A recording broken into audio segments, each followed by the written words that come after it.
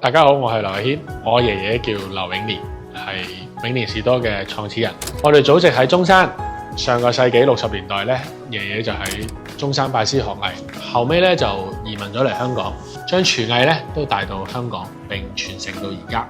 細個嘅時候咧，爺爺成日同我哋講我哋家鄉嘅故事，話俾我哋聽咧。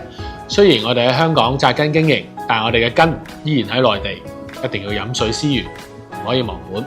呢個身份嘅認同咧，讓我一直都好想將我哋永年呢個品牌帶翻嚟內地。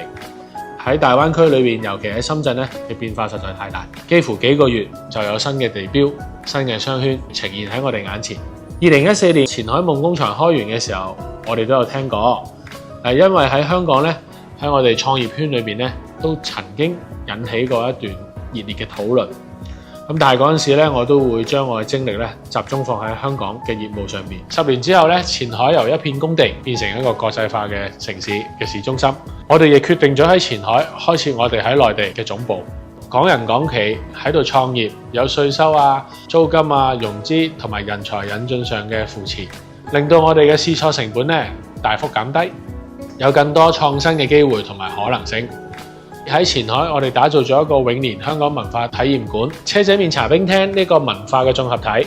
未來3年，我哋希望喺大灣區建成10個地級市嘅旗艦店。阿爺以前成日都話，士多唔單止係做生意嘅，更加係俾街坊喺度打躉嘅一個地方。我哋喺前海組織咗一啲美牙嘅家宴、慈善盆菜宴、實習啟航禮等等嘅活動，希望灣區嘅青年咧有個聚腳嘅地方。永年寓意歷久彌新，永遠年輕。過去喺香港咧，爺爺推住木頭車做小販叫賣，靠嘅係一碗麵暖一條街。今日我哋喺前海，我哋想用一碗麵連接一代人，讓香港嘅味道成為大灣區青年嘅共同記憶。